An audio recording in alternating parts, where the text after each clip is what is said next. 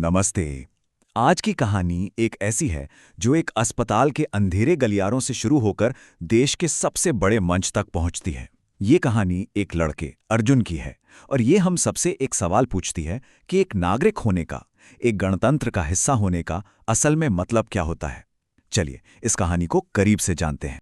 कहानी की शुरुआत होती है इन्हीं अल्फाजों से। सोचिए क्या मजबूरी रही होगी उस लड़के की। एक अस्पताल में खड़ा अर्जुन, जिसकी माँ की जिंदगी दांव पर लगी है, और उसके सामने है सिस्टम के कुछ बेजान नियम। और यहीं से शुरू होता है असली संघर्ष। एक तरफ है एक अस्पताल का नियम कायदा और दूसरी तरफ है एक बेटे का अपनी माँ के लिए कुछ भी कर गुजरने का जज्बा। अर्जुन के सामने जो दीवार खड़ी थी वो थी अस्पताल का एक सीधा सा नियम। 50,000 रुपए जमा करो तभी आईसीयू में बेड मिलेगा।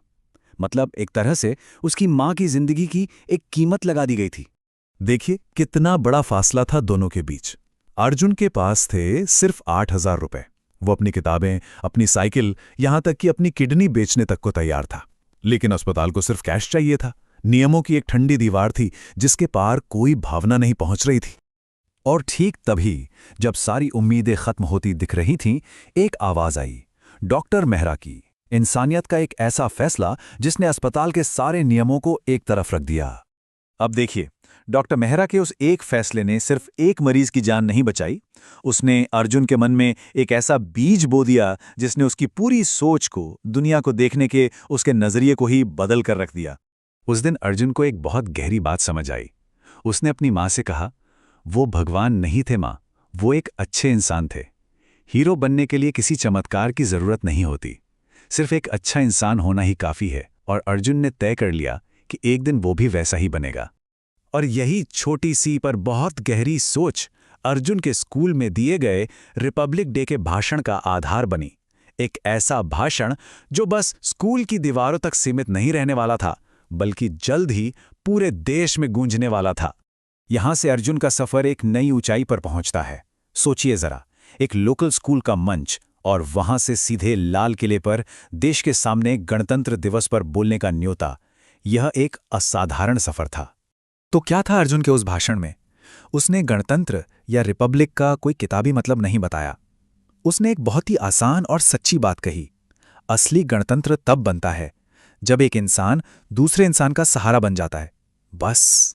लाल किले पर अर्जुन को यह एहसास था कि उसकी कहानी को एक शो की तरह इस्तेमाल किया जा सकता है, लेकिन उसका मकसद साफ था। उसने कहा, अगर मेरी कहानी से एक भी डॉक्टर किसी एक गरीब की मदद कर देता है तो मैं ये दिखावा बनने के लिए भी तैयार हूं। लेकिन कहानी यहां खत्म नहीं होती। असल में असली परीक्षा तो अब शुरू होनी थी, जब शोहरत की चकाचौंध के साथ साथ उसकी मुश्किलें भी अर्जुन की जिंदगी में आईं। एक हीरो बनने की एक भारी कीमत चुकानी पड़ती है। और पहली परीक्षा आई पैसों के रूप में। एक फिल्म प्रोडक्शन कंपनी ने उसकी कहानी पर फिल्म बनाने के लिए उसे 50 लाख रुपए ऑफर किए। यह बहुत बड़ी रकम थी।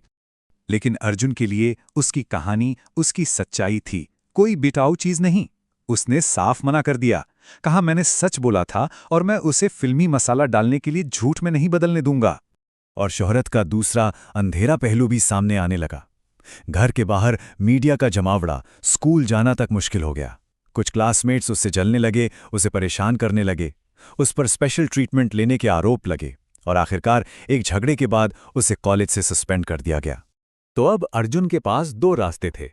या तो वो इस गुस्से और निराशा में डूब जाता, या फिर इसे एक नई ताकत बना लेता। और यहां एक बार फिर डॉक्टर मेहरा ने उसका हाथ थामा, उसे सुर्खियों से परे एक नया मकसद खोजने में मदद की।